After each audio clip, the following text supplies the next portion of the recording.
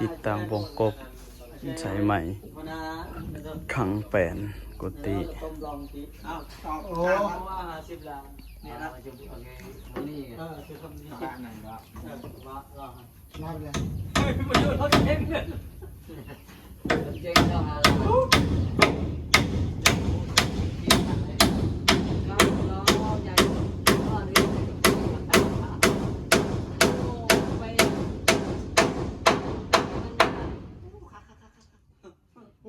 แนนปึ๊กเลยวะเนี่ย รถก็แต่งมันไงพื้นเนาะเครื่องในมันนั่นเอารถจักรมาขี่ดีกว่าแต่ว่าครับมันดีมันประเภทไงกับพอชื่ออยู่ร้องขี่หลายคนใช่สองคนชีวิตเขาเช่าหาร้านที่อะไรจะช่องช่วง แทกตัดแน่ผู้ได้วางนะ เช่าหาร้าน แทกใช้วางนั่นนะ แทงกันแน่ตอนแทงกันแน่ไปใหญ่นี่วางต้น ขังนะ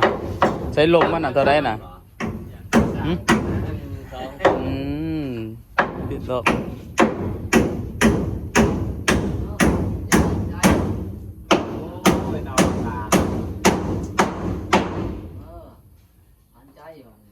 พอแล้ว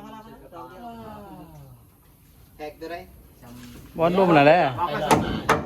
แทกไม่อะไรห้วย เด็กไม่สั่นๆ ใส่ทั้งนอก ใช้ลุ่มนะก่อนนะ ลุ่มก่อน เอาลุ่มก้อน เอาลุ่มก่อนทำลายหม้อเวลาเจอที่เอาจับก็ได้จับแปะก็ได้ใช่หรอพี่ใช่หรอเอาจำเลย อาการมันฉันว่าเจ๊กเลี้ยงมันเลี้ยงตัวมันจักรลายเนาะตัวนี้ไหม เท่าไรน่ะ 32 เพิ่ม อันนี้ตัวนี้นี่ตัวสั่นนี่ ตัวสั่นใช่บ่ นี่ตัวสั่นนี่เบิ้งนู่นนะพอดีว่านี่นะจับเบิ้งนู่นแทกเบิ้งนะ ใส่ได้เพียงนะ อ๋อแมทในมือได้แทกมายังลายไปได้นะยังลายเนาะ 32 32เริ่มใส่มัน32นี่ได้ตังค์จ้ะ32เพิ่มแล้วมีกดได้ใส่กดไงเอาตะปูมัน ใส่แล้วแหละ3 บอลนะ เลย3 บอลใช้กลางกับใช้ทึบกด32เพิ่มใส่2ซัก หาร3เลยล่ะ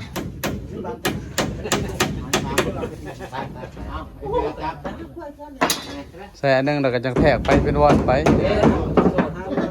เพียกนะเพียกนะค่ะโอ้นะฮะ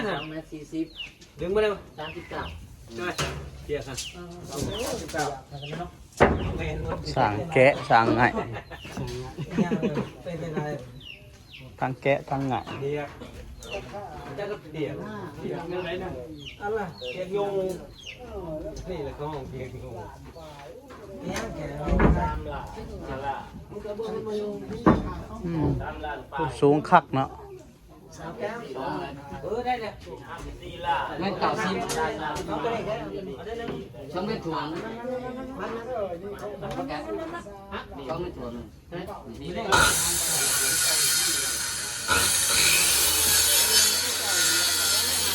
หนีบเรื่อยเว้ยตัดแนวน่ะหนีบ นี่ไปทางกันนี่ทางเจอนี่ทางเจอ หนีบสร้างจอยวะ บอกแล้วมันนี่ทางเจอ ตัดทางนั้นหนีบแล้วตัดเท่านั้นนะ เอาเลยปลาตองไม่ใส่ เออ นายกลัวได้พัฒนาตัวนี้ปลาตอง5 อย่างนะเดี๋ยวนี่ดูนะ แนวก็เห็นในสบายว่าใส่เนาะ ไม่ได้กินเลยอ้าว เรื่องปลาตอง เมื่อไรเนาะสิขาดบาดเนี่ย 6 โมง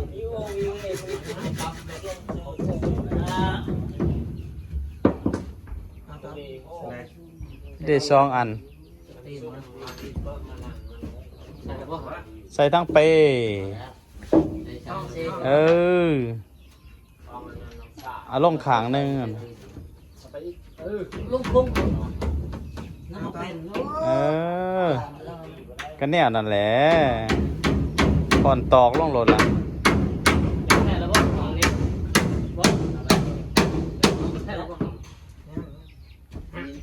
เอาตัวนั้นก่อนนี่ แทกแล้วสร้างแทกแล้ววะ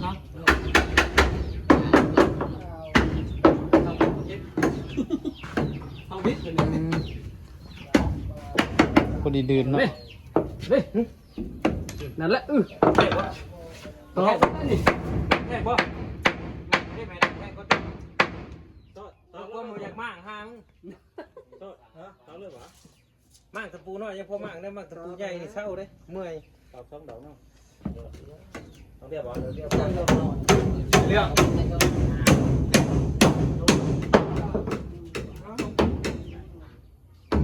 เลือกให้ชี้ เรื่องเอาต้น อะไรวะ ใส่กับพวกเราต้น อะไรวะ ปูใหญ่แล้วนะใส่ตอนนั้น เอาวะเอาวะ ก็เอาไหนบ้าง นี่เลยบอก แปะรวมหกแห่งการเอ้ยแปะยังไงนี่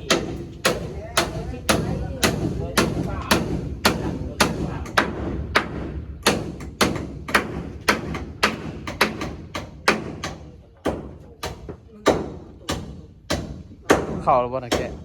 แทกเยอะนะมันก็ว่าเข่าจริงเออ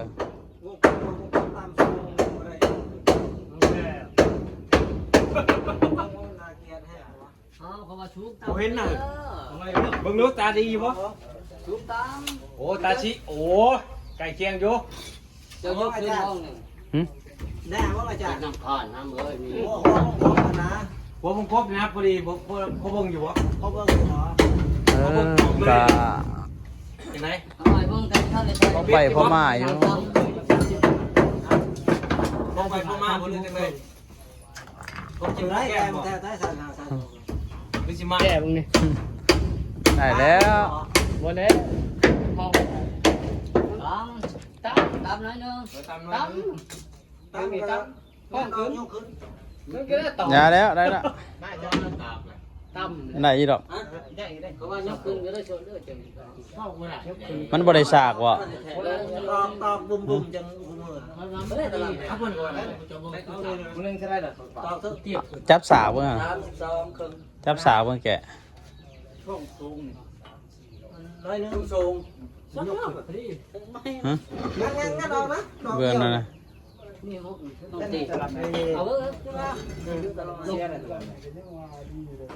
ปูขนมครับ นี่ได้งานตะปูได้ไม่ต้องงานนานเลย ตะปูนี่นะ นี่นี่ ตะปู เฮ้ยสิงัดได้บาด ตำราเก่าใส่ละขวดบ่นี่ บอลเลยเคยงับตัวนี้ต้องงับ โอ้ย ลายสร้าง แล้วเอาผ่านะจอคือจอ อย่าเต้เพียง ไม่ยาบดชำเละ ได้ผ่าไปใส่ผ่าเสียใบ ตัวใหญ่นะน้องไปมันยังไง เน่เน่พญายอันนั้นพญายอันนั้น พอผ่าแน่ บ้าต้านแห้งน้ำตก อ้าวก็บอกให้ตอกกระตอกก็สิคุยจังได๋จ้ะเจ้าบอกให้ตอกไปตื่นเบิ่งยัง ให้ตอกตอกเนาะตอกอย่างเดียวนั่นนาทีตอกอะ ใส่3-4ตอกนี่แค่โลต่อ ต้องเส้นหนึ่งพอดีแค่หรอ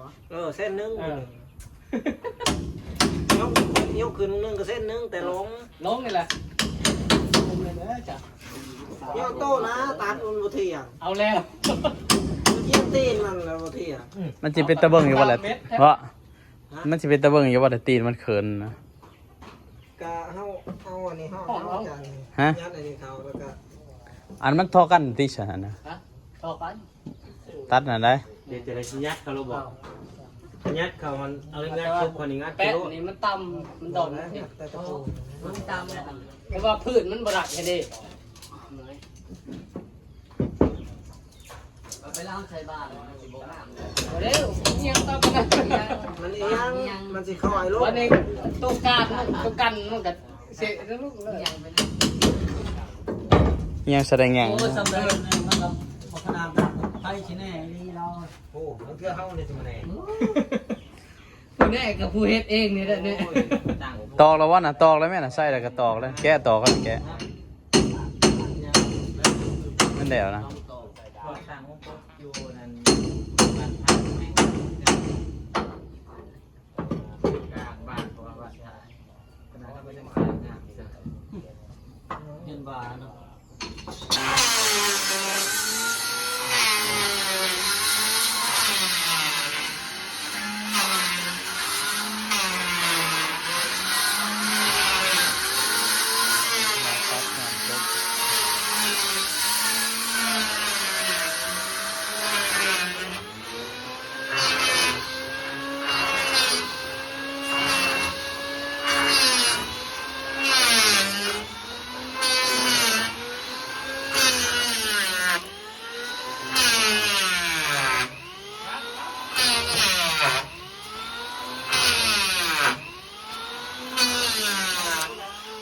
นี่มาใกล้นี่เลยนี่ใกล้นี่เลยนี่ใกล้เทิงนี่ใกล้เทิงนี่นี่ไปใส่พูดใกล้เทิงนั่นกบสบายเลยนะต่ออีเนี่ยนะมันจะลอยพูดคอนต่อเขานะเป็นอะไร เติมเอาขอให้งามไปเลยปลาขอกินได้ด้วย